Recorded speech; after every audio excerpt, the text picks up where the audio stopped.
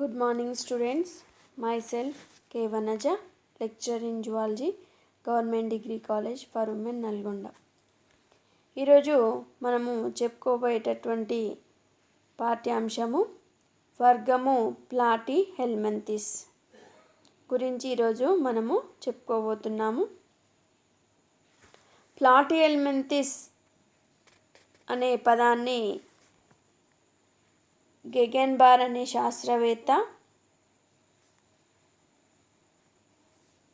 1859లో ప్రతిపాదించడం జరిగింది. ప్లాటీ means బల్లపరుపు, helminths means క్రిమి అని అర్థము. ఈ ప్లాటీ హెల్మెంతిస్లో ఏ జీవులను చేర్చారంటే ప్లనేరియన్లను, ఫ్లూక్లను, పద్దె పురుగులను చేర్చడం జరిగింది. ఇవి మొట్టమొదటి త్రిస్తరిత జీవులు, అనగా అవయవ వ్యవస్థల స్థాయికి చేరినటువంటి జీవులు. ఈ యొక్క సాధారణ లక్షణాలు తీసుకున్నట్లయితే ఇవి అధికంగా పరాన్నజీవులు, కొన్ని మాత్రము స్వేచ్ఛా జీవనాన్ని గడుపుతాయి. స్వేచ్ఛాజీవుల్లో ప్రధానంగా జలచరాలు, వీటిలో ఎక్కువగా సముద్ర జీవులు, కొన్ని ప్రేమ ప్రాంతాల్లో నివసించడం జరుగుతుంది. ఈ వర్గపు జీవులు చాలా వరకు బల్లపరుపుగా ఉంటాయి. వీటి యొక్క శరీర పృష్ఠ ఉదర భాగాలు అణచబడినట్లుగా ఉంటాయి. ఇవి ద్విపార్శ్వ సౌష్ఠవంను ప్రదర్శించేటటువంటి జీవులు. ఇవి శరీర కుహర రహిత జీవులు, అంటే ఏసీలోమేట్లు అంటాం ఇంగ్లీష్లో. శరీర కుహరానికి ఆహారానాళానికి మధ్యన ఖాళీ స్థలము ఉంటుంది. అది పారెంకైమా అనేటటువంటి కణజాలం చేత నిండి ఉంటుంది. ఈ జీవులు పరాన్న జీవనానికి అనుగుణంగా ఏర్పడతాయంటే చూషకాలు, కుక్కలు ఏర్పడతాయి. బల్లపరుపు పురుగులు అతి సూక్ష్మంగా 10 నుంచి 15 మీటర్ల పొడవుతో ఉంటాయి. ఈ జీవులు చాలా వరకు తెల్లగా వర్ణరహితంగా ఉంటాయి.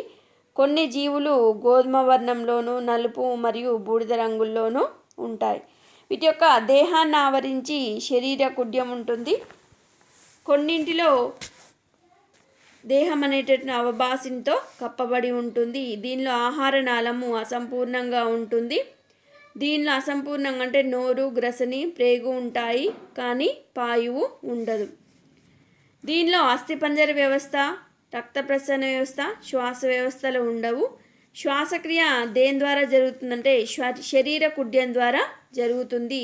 దీని యొక్క విసర్జక వ్యవస్థలో తీసుకున్నట్లయితే ఒక జత ప్రాథమిక వృక్కాలు లేదా జ్వాల కణాలు ఉంటాయి. దీనిలో నాడీ వ్యవస్థ ఆదిమమైనదిగా ఉంటుంది. ప్రధానంగా తీసుకున్నట్లయితే నాడీ వ్యవస్థలో మస్తిష్క నాడీ సందులు మెదడును ఏర్పరుస్తాయి. 1 నుంచి 3 జతల ఆయత నాడీ దండాలు రెండు వైపులా అడ్డు సంధాయకాలచే కలపబడి ఉండటం వల్ల దీనిలో నాడీ వ్యవస్థ నిచ్చెన ఆకారంలో ఉంటుంది. దీనిలో నేత్ర బిందువులు, శైలికా గ్రాహకాల వంటి జ్ఞానాంగాలు ఏ జీవుల్లో ఉంటాయంటే టర్బల్లేరియన్లో ఉంటాయి. ఇవి సాధారణంగా ఉభయలైంగిక జీవులు, కొన్ని మాత్రము ఏకలైంగికాలు. ఆ ఏకలైంగిక జీవులు ఏంటంటే సిస్టోజోమా, హిమటోబియం. దీనిలో ప్రత్యుత్పత్తి తీసుకున్నట్టయితే సంక్లిష్టంగా ఉంటుంది. అలైంగిక ప్రత్యుత్పత్తి తీసుకున్నట్టయితే విచ్చిత్తి ద్వారా జరుగుతుంది. ఏ జీవుల్లో అంటే టర్బల్లేరియన్లో జరుగుతుంది. దీనిలో ఫలదీకరణం తీసుకున్నట్లయితే అంతర్ఫలదీకరణం జరుగుతుంది. అభివృద్ధి ప్రత్యక్షంగాను జరగవచ్చు లేదా పరోక్షంగాను జరగవచ్చు. కొన్ని ట్రెమటోడ్లు బహుపిండత్వాన్ని ప్రదర్శిస్తాయి. దీనిలో వర్గీకరణ తీసుకున్నట్లయితే ప్లాటీ హెల్మెంతిస్ వర్గాన్ని హైమన్ అనేటువంటి శాస్త్రవేత్త 1951 సంవత్సరంలో దీని యొక్క జీవుల లక్షణాలు, ఆవాసం ఆధారంగా వీటిని 3 విభాగాలుగా విభజించారు.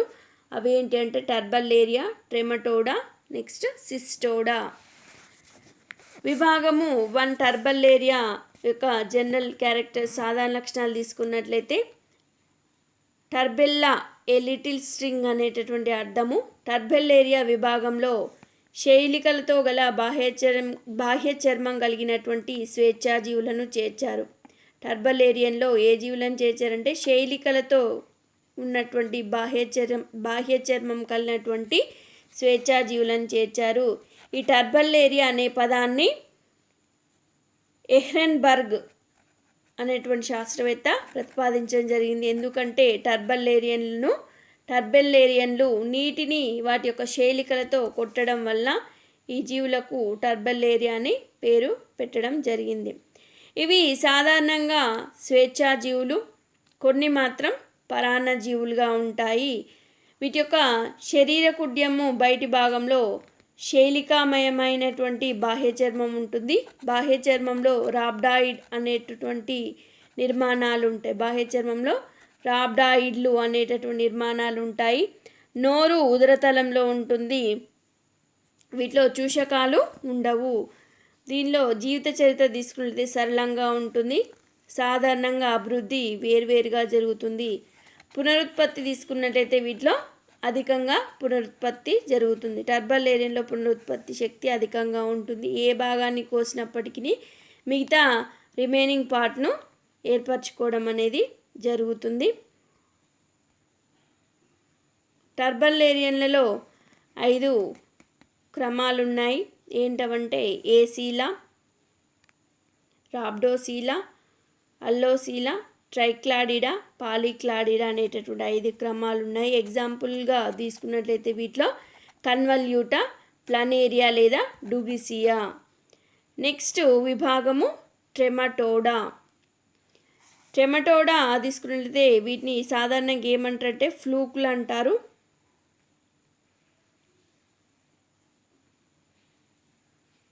ఈ జీవులన్నీ కూడా బాహ్య లేదా అంతరపరాన్న జీవులుగా ఉంటాయి. వీటి యొక్క దేహాన్ని ఆవరించి టెగ్యుమెంట్ అనేటటువంటిది ఉంటుంది. వీటి దేహము ఆకులాగా పృష్ఠ ఉదర తలాలు అణచబడినట్లుగా ఉంటాయి. బాగా అభివృద్ధి చెందినటువంటి చూషకాలు ట్రెమటోడాలో ఉంటాయి. దీనిలో ఆహారనాళం తీసుకున్నట్లయితే అసంపూర్ణంగా ఉంటుంది. దీనిలో నోరు, గ్రసని, శాకాయుతమైనటువంటి పేగు ఉంటాయి. జీవిత చరిత్ర లార్వాలతో కూడినటువంటి సంక్లిష్టంగా ఉంటుంది. దీనిలో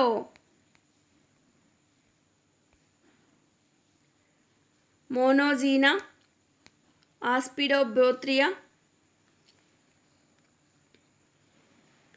డైజీనియా అనేటటువంటి 3 క్రమాలు ఉంటాయి. Example Polystoma, Aspidogaster, Fasciola hepatica, Schistosoma. విభాగము సిస్టోడా. ఈ సిస్టోడాలో జీవులను చేర్చారంటే బద్దె పురుగులను చేర్చారు. వీటిని బద్దె పురుగులు అంటారు. ఇవి ఎక్కడ నివసిస్తాయంటే సకశేరుకాల ఆంత్రాల్లో అంతరపరాన్న జీవులుగా ఉంటాయి. వీటి యొక్క దేహము ఖండితాలుగా విభజించబడి ఉంటుంది. దేహాన్ని ఆవరించి టెగ్యుమెంట్ ఉంటుంది. వీటికి చూషాలు, కొక్కాలు ఉంటాయి. నోరు, జీర్ణనాళం అనేటటువంటిది ఉండదు. ప్రతి ఖండితంలో 1 లేదా 2 జతల స్త్రీ పురుష ప్రత్యుత్పత్తి వ్యవస్థను కలిగి ఉంటుంది. దీనిలో జీవిత చరిత్ర తీసుకున్నట్లయితే సంక్లిష్టంగా ఉంటుంది. వీటికి ఎగ్జాంపుల్ ఆంపిలినా, గైరోకాటైల్, ఫిలోబేత్రియం, ఇకైనోబోత్రియం, డైబోథియోసెఫాలస్టీనియా, ఎకైనోకోకస్ అనేటటువంటి ఈ సిస్టోడాకి ఎగ్జాంపుల్స్. Schistosoma haematobium. ప్లాటిహెల్మింథస్లో మనకి సిస్టోజోమా హిమటోబియం గురించి ఇవ్వడం జరిగింది. సిస్టోజోమా హిమటోబియం జీవిత చరిత్ర గురించి మనం ఈరోజు చెప్పుకుంటున్నాం. దీనిలో వర్గం తీసుకున్నట్లయితే ప్లాటిహెల్మింథస్, విభాగం ట్రెమటోడా, క్రమము డైజీనియా, ప్రజాతి సిస్టోజోమా, జాతి హిమటోబియం.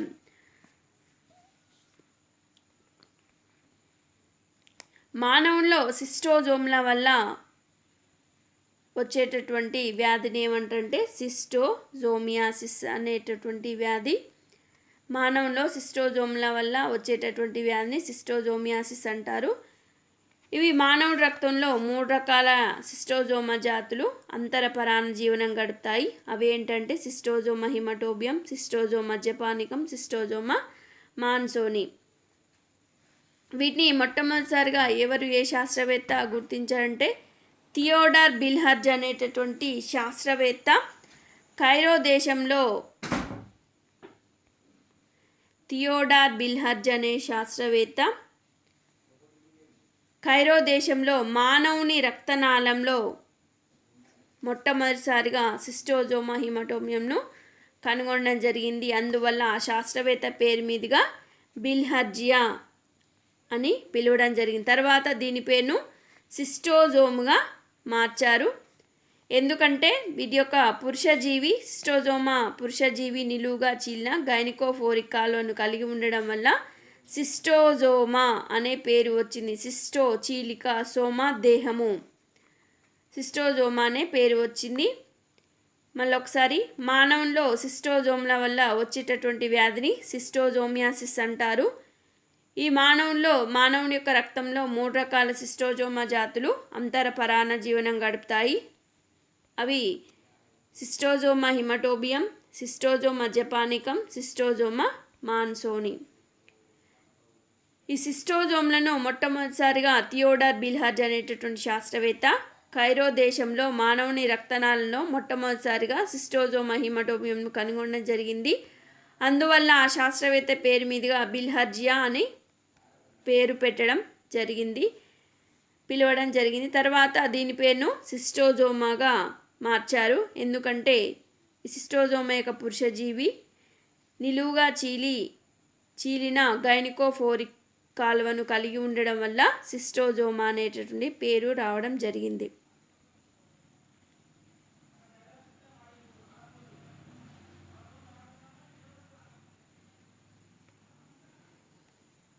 సిస్టోజోమా నిర్మాణం తీసుకున్నట్లయితే సిస్టోజోమా హిమటోబియం మానవుడి రక్తంలో నివసించేటటువంటి అంతరపరాణజీవి. దీన్ని సాధారణంగా ఏమని పిలుస్తారంటే బ్లడ్ ఫ్లూక్ అని పిలుస్తారు. ఈ సిస్టోజోమా హిమటోబియము లైంగిక ద్విరూపకతను ప్రదర్శిస్తుంది. లైంగిక ద్విరూపకత అంటే స్త్రీ పురుష జీవులు వేర్వేరుగా ఉంటాయి. పురుషజీవి మందంగా వెడల్పుగా ఉండి స్త్రీజీవి కంటే తక్కువ పరిమాణంలో ఉంటుంది. ఇది పురుషజీవి.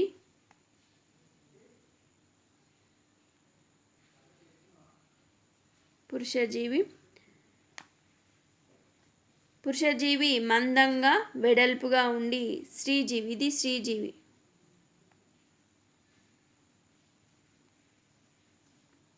పురుషజీవి మందంగా వెడల్పుగా ఉండి స్త్రీజీవి కంటే తక్కువ పరిమాణంలో ఉంటుంది. ఎంత పరిమాణం ఉంటుంది? 15 మైక్రాన్ల పొడవు ఉంటుంది. పురుషజీవి ఉదరతలంలో ఒక గాడి ఉంటుంది. ఆ గాడిని ఏమంటారంటే గైనికోఫోరిక్ కాల్వ అంటారు. స్త్రీజీవి సన్నగా పొడవుగా 20 మైక్రాన్ల పొడవుగా ఉంటుంది. పురుషజీవిలోని గైనికోఫోరిక్ కాలువలో స్త్రీజీవి అమరి ఉంటుంది. ఈ గైనికోఫోరిక్ కాలువలో స్త్రీజీవి అమరి ఉండడం జరుగుతుంది. అందువల్ల ఈ 2 జీవులు ఎల్లప్పుడూ ఒకదాంతో ఒకటి కలిసినట్లుగా సంపర్క స్థితిలో ఉన్నట్లుగా కనబడతాయి. స్త్రీ మరియు పురుష జీవులు రెండింట్లో ప్రతి జీవిలో 2 చూషకాలు ఉంటాయి. పూర్వాంతంలో నోటిని ఆవరించి ఒక చూషకం ఉంటుంది. దాన్ని ముఖ చూషకం అంటారు. పూర్వ భాగంలోని కొద్దిగా వెనుకకు ఉదరతలంలో ఉదర చూషకం లేదా ఉదూకలం ఉంటుంది. పురుషజీవిలో ఉదర చూషకము చాలా బలంగా ఉంటుంది. చూషకాలు సున్నితమైనటువంటి కంటకాలను కలిగి ఉంటాయి. పురుషజీవి శరీర ఉపరితలం అంతా సూక్ష్మాంకురాలు ఉంటాయి. స్త్రీజీవి శరీరంపైన ఈ సూక్ష్మాంకురాలు పూర్వ ప్రాంతాల్లో మాత్రమే ఉంటాయి. దేహ ఉదరతలంలో ఉదర చూషకానికి క్రిందుగా జనన రంధ్రము ఉంటుంది. మళ్ళీ ఒకసారి నిర్మాణం. సిస్టోజోమా హిమటోబియం మానవుడి యొక్క రక్తంలో నివసించేటటువంటి అంతరపరాణ జీవి. దీన్ని సాధారణంగా బ్లడ్ ఫ్లూక్ అంటారు. ఇది లైంగిక ద్విరూపకతను ప్రదర్శిస్తుంది. అంటే స్త్రీ పురుష జీవులు వేర్వేరుగా ఉంటాయి. పురుషజీవి ఏమో మందంగా వెడల్పుగా ఉండి స్త్రీజీవి కంటే తక్కువ పరిమాణంలో ఉంటుంది.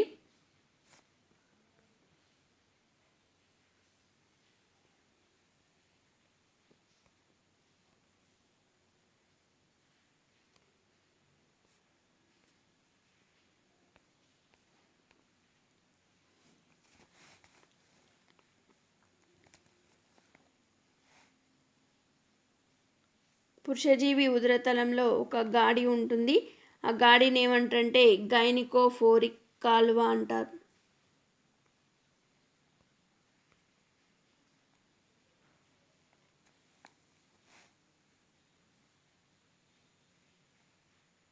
స్త్రీజీవి సన్నగా పొడవుగా ఉంటుంది. పురుషజీవిలోని గైనికోఫోరిక్ కాల్వలో స్త్రీజీవి అమరి ఉంటుంది. అందువల్ల ఈ జీవులు రెండు ఎల్లప్పుడూ ఒకదాంతో ఒకటి కలిసి సంపర్క స్థితిలో ఉన్నట్లుగా కనిపిస్తాయి. స్త్రీ మరియు పురుష జీవులు రెండింట్లో ప్రతి జీవిలో రెండు చూషకాలు ఉంటాయి. ముఖ చూషకము, ఉదర చూషకము. పూర్వాంతంలో నోటిని ఆవరించి ఉండేటటువంటి దాన్ని ముఖ చూషకం అంటారు. పూర్వభాగంలోనే కొద్దిగా వెనుకకు ఉదరతలంలో ఉదర చూషకం లేదా ఉదూకలం ఉంటాయి. పురుష జీవిలో ఉదర చూషకము చాలా బలంగా ఉంటుంది. ఈ చూషకాలు సున్నితమైన కంటకాలను కలిగి ఉంటాయి. పురుషజీవి శరీర ఉపరితలం అంతా సూక్ష్మాంకురాలు ఉంటాయి. స్త్రీజీవి శరీరంపై ఈ సూక్ష్మాంకురాలు పూర్వ ప్రాంతాల్లో మాత్రమే ఉంటాయి. దేహ ఉదరతలంలో ఉదర చూషకానికి క్రిందుగా జనన రంధ్రం ఉంటుంది.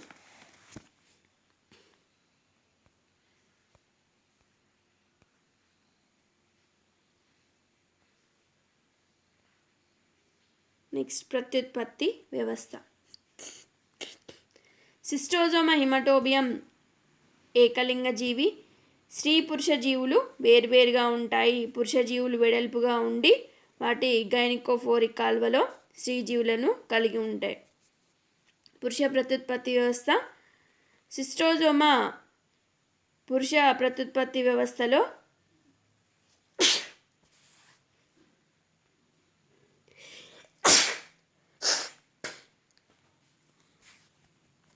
సిస్టోజోమా పురుష ప్రత్యుత్పత్తి వ్యవస్థలో 4 నుంచి 7 వరకు ముష్కాలు దేహానికి పూర్వాంతంలో గుండ్రంగా ఉంటాయి. ప్రతి ముష్కం నుంచి చిన్న శుక్రనాళిక ఏర్పడుతుంది. శుక్రనాళికలు అన్నీ కలిసి ఒకే ఒక శుక్రవాహికను ఏర్పరుస్తాయి. శుక్రవాహిక కొద్దిగా ముందుకు ప్రయాణించి శుక్రాశయంలోకి తెచ్చుకుంటుంది. శుక్రాశయం ఉదర చూషకానికి దగ్గరలో గల జననరంధ్రంలోకి తెచ్చుకుంటుంది.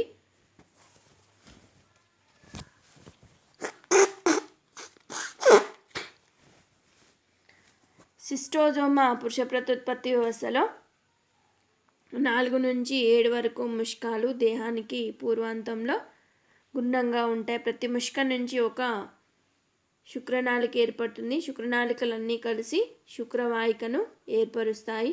శుక్రవాహిక కొద్దిగా ముందుకు ప్రయాణించి శుక్రాశయంలోకి తెచ్చుకుంటుంది. శుక్రాశయం ఉదర చూషకానికి దగ్గరలో గల జననరంధ్రంలోకి తెచ్చుకుంటుంది. నెక్స్ట్ స్త్రీ ప్రత్యుత్పత్తి వ్యవస్థ. స్త్రీ ప్రత్యుత్పత్తి వ్యవస్థలో ఒకే ఒక స్త్రీబీజకోశము దేహ మధ్య భాగానికి కొద్దిగా క్రిందుగా ఉంటుంది. స్త్రీబీజకోశం పరాంతం నుంచి మెలికలు తిరిగిన స్త్రీబీజవాహిక ఏర్పడుతుంది. స్త్రీబీజవాహిక పైవైపుకు ప్రయాణించి ఊటైప్లోకి తెచ్చుకుంటుంది. ఊటైప్ చుట్టూ మేలిస్ గ్రంథులు ఉంటాయి. ఊటైప్ నుంచి విశాలమైన మెలికలు తిరిగిన గర్భాశయం ఏర్పడుతుంది. గర్భాశయము ఉదర చూషకానికి క్రింద గల స్త్రీ జననరంధ్రంలోకి తెచ్చుకుంటుంది. మళ్ళీ ఒకసారి స్త్రీ ప్రత్యుత్పత్తి వ్యవస్థ. స్త్రీ ప్రత్యుత్పత్తి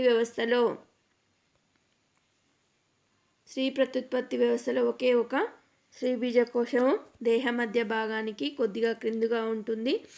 స్త్రీబీజకోశం పరాంత భాగం నుంచి మెలితిరిగిన స్త్రీబీజవాహిక ఏర్పడుతుంది. స్త్రీబీజవాహిక పైవైపు ప్రయాణించి ఊటైప్లోకి తెచ్చుకుంటుంది.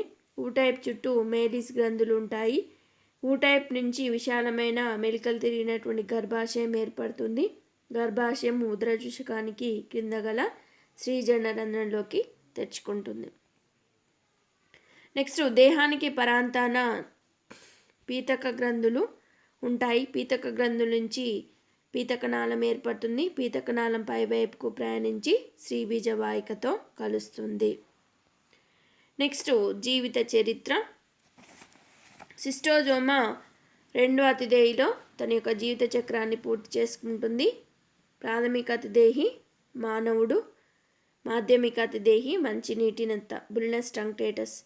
దీనిలో సంపర్కం తీసుకున్నట్లయితే సంపర్కము ఫలదీకరణ తీసుకున్నట్లయితే సిస్టోజోమా స్త్రీ మరియు పురుష జీవులు రెండు శాశ్వతంగా కలిసి సంపర్క స్థితిలో ఉన్నట్లుగా కనిపిస్తాయి. పురుషజీవి శుక్రకణాలను స్త్రీజీవి యొక్క జనరంధ్రంలోకి విడుదల చేస్తుంది. ఫలదీకరణము శ్రీబీజ వాహికలో జరుగుతుంది. ఫలదీకరణము శ్రీబీజ వాహికలో జరుగుతుంది. ఫలదీకరణము జరిగిన తర్వాత సంయుక్త బీజము ఫలదీకరణము శ్రీబీజ వాహికలో జరుగుతుంది. ఫలదీకరణ చెందినటువంటి అండాన్ని సంయుక్త బీజం అంటారు. సంయుక్త బీజం చుట్టూ పీతక గ్రంథులు, పీతక కణాలను మరియు కర్పణాలను ఏర్పరుస్తాయి. కర్పరాన్ని కలిగినటువంటి సంయుక్త బీజాన్ని గుళిక అంటారు. సిస్టోజోమా హిమటోబియం గర్భాశయంలో 10 నుంచి 100 వరకు గుళికలు ఉంటాయి. సిస్టోజోమా జీవిత చరిత్ర తీసుకున్నట్లయితే రెండో అతిదేయిలో తన యొక్క జీవిత చరిత్రను పూర్తి చేసుకుంటుంది. దీనిలో ప్రాథమిక అతిదేయిగా మానవుడు, మాధ్యమిక అతిదేయిగా మంచినీటి నత్త బుల్నస్ టంక్టేటస్ ఉంటుంది. దీనిలో సంపర్కము ఫలదీకరణ తీసుకున్నట్లయితే సిస్టోజోమా స్త్రీ మరియు పురుష జీవులు రెండు శాశ్వతంగా కలిసి సంపర్క స్థితిలో ఉన్నట్లుగా ఉంటాయి. పురుషజీవి శుక్రకణాలను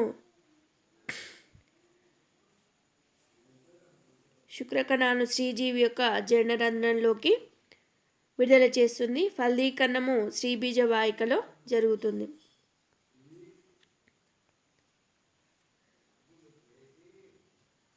ఫలదీకరణ చెందినటువంటి అండాన్ని సంయుక్త బీజం అంటారు. సంయుక్త బీజం చుట్టూ పీతక గ్రంథులు, పీతక కణాలను మరియు కర్పరాన్ని ఏర్పరుస్తాయి. కర్పరాన్ని కలిగినటువంటి సంయుక్త బీజాన్ని గుళిక అంటారు. ఈ సిస్టోజోమా హిమటోబియం గర్భాశయంలో గుళికలు ఎన్ని ఉంటాయి అంటే 10 నుంచి 100 వరకు గుళికలు ఉంటాయి. ఫలదీకరణం తర్వాత స్త్రీజీవి పురుషజీవిని వదిలి సూక్ష్మ రక్తనాళాల్లోకి పోయి గుళికలను విడుదల చేస్తుంది. ఈ గుళికలు రక్త ప్రవాహం ద్వారా మూత్రాశయానికి చేరుతాయి.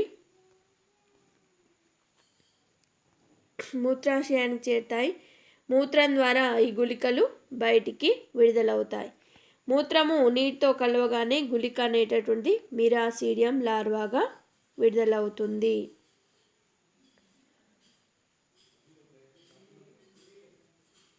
Miracidium larva.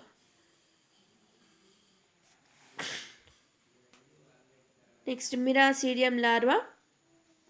మిరాసీడియం లార్వా దేహాన్ని ఆవరించి శైలికలుంటాయి. మిరాసీడియం డింబకంలో ఒక జత ప్రవేశక గ్రంథులు ఉంటాయి. 2 జతల జ్వాల కణాలు ఉంటాయి. పరాంత భాగంలో జీర్ణ కణాలు ఉంటాయి. స్వేచ్ఛగా ఈదేటటువంటి మిరాసీడియం లార్వా మాధ్యమిక అతిదేయన నత్తను గుర్తించి దానిలోకి ప్రవేశిస్తుంది.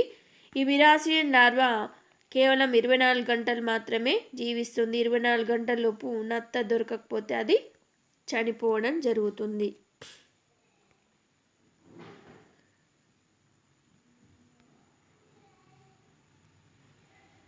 ఫలదీకరణ జరిగిన తర్వాత స్త్రీజీవి పురుషజీవిని వదిలి సూక్ష్మ రక్తనాళాల్లోకి పోయి గుళికను విడుదల చేస్తుంది. ఈ గుళిక రక్త ప్రవాహం ద్వారా ఎక్కడ చేరుతుందంటే మూత్రాశయాన్ని చేరుతుంది. ఈ మూత్రాశయం నుంచి మూత్రం ద్వారా గుళికలు అనేటటువంటి బయటికి విడుదలవుతాయి. ఈ మూత్రము బయటి వాతావరణ నీటితో కలవగానే దేనిగా మారుతాయంటే మిరాసీడియం లార్వాగా విడుదలవుతాయి.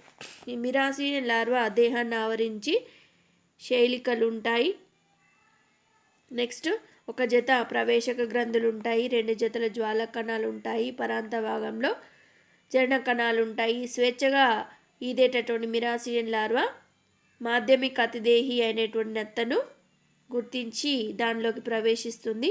ఈ మిరాసీడియం లార్వా కేవలం 24 గంటలు మాత్రమే జీవిస్తుంది. 24 గంటలలోపు నత్త దొరకకపోతే అది చనిపోతుంది. ఈ మిరాసిడియన్ లార్వా నత్తల్లోకి ప్రవేశిస్తున్నప్పుడు శేలికలను కోల్పోయి స్పోరోసిస్ట్గా మారుతుంది.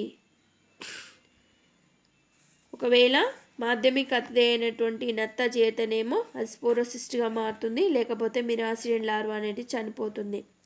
మిరాసిడియన్ లార్వా నత్తలోకి ప్రవేశిస్తున్నప్పుడు దీనిలో శేలికలు అనేటటువంటి కోల్పోయి అది స్పోరోసిస్ట్గా మారి నత్త యొక్క కాలేయానికి చేరుతుంది. చేరి అక్కడ రెండో తరపు స్పోరోసిస్లను ఉత్పత్తి చేస్తుంది. ఈ స్పోరోసిస్లోని జనకణాల నుంచి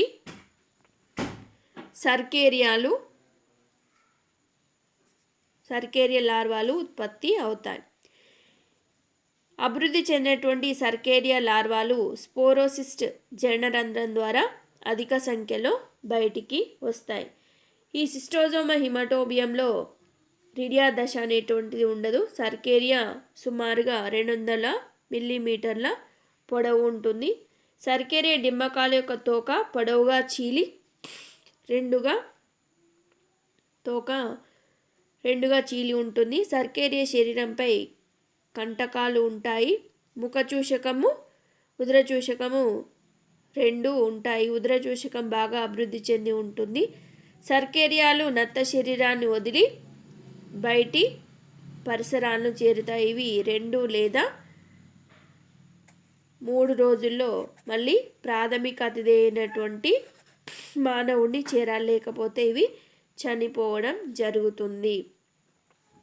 మళ్ళీ మానవుని ఎలా చేరుతాయంటే మానవులు నీటిలో స్నానం చేసేటప్పుడు కానీ, నీటిలో పాదరక్షకాలు చెప్పులు లేకుండా నడిచినప్పుడు కానీ, కలుషితమైన నీటిని తాగినప్పుడు కానీ ఈ సర్కేరియాలు మానవుని యొక్క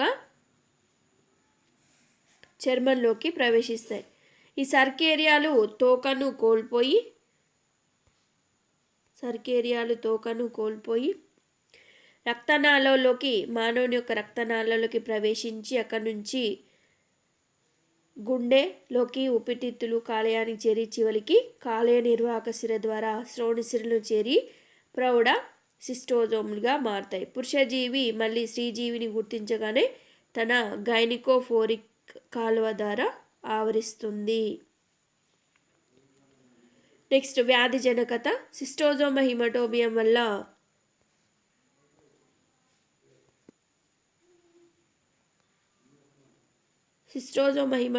వల్ల వచ్చేటటువంటి వ్యాధిని సిస్టోజోమియాసిస్ లేదా బిల్హార్జియాసిస్ అంటారు.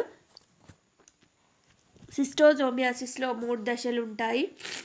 సర్కేరియా లార్వాలు మానవుడి చర్మాన్ని తొలిచి లోపలికి ప్రవేశించేటటువంటి ప్రాంతంలో డెర్మటైటిస్ అనేటువంటి చర్మ వ్యాధి కలుగుతుంది. నెక్స్ట్ సిస్టోజోములు కాలేయంలోని రక్తంలో ఉన్నప్పుడు కొన్ని విష పదార్థాలు రక్తంలోకి విడుదల చేస్తాయి. వీటి వల్ల జ్వరము, ఇసినోఫీలియా, ల్యూకోసైటాసిస్, కాలేయం పెద్దది కావడం లాంటి ఎనఫైలాక్టిక్ చర్య అనేటటువంటి జరుగుతుంది. నెక్స్ట్ 3వ దశ పరాన్నజీవులు గుడ్లను విడుదల చేసేటటువంటి సమయంలో గుడ్లతో పాటు రక్తం కూడా మూత్రాశయం చేరుతుంది. రక్తంతో కూడినటువంటి మూత్ర విసర్జన జరుగుతుంది. దీన్ని ఏమంటారంటే హిమటోరియా అంటారు. ఇది వ్యాధి జనకత. నెక్స్ట్ వ్యాధి నిర్ధారణ. సిస్టోజోమా యొక్క గుడ్ల ఉనికి పరిశీలించడం ద్వారా వ్యాధిని నిర్ధారణ చేయవచ్చు. వ్యాధిగ్రస్తుని మూత్ర పరీక్ష జరిపినట్లయితే ఈ గుడ్ల యొక్క ఉనికి తెలుస్తుంది. రక్త పరీక్ష జరిపితే ఇసినోఫిల్స్ యొక్క సంఖ్య కూడా ఎక్కువగా ఉంటుంది. వ్యాధి చికిత్స. ప్రాజిక్వాంటైల్ అనేటటువంటి మందును సిస్టోజోమియాసిస్ చికిత్సలో ఉపయోగిస్తారు. వ్యాధి నివారణ. మానవ విసర్జితాల వల్ల నీరు కలుషితం కాకుండా నిరోధించాలి. మొలస్కన్ల యొక్క అతిదేహులను నశింపజేయాలి. కలుషితమైనటువంటి నీటిలో ఈదడం, స్నానం చేయడం, నడవడం వంటి వాటిని నివారించాలి. వ్యాధి సంక్రమించిన వారిని చికిత్స చేయించాలి. Thank you.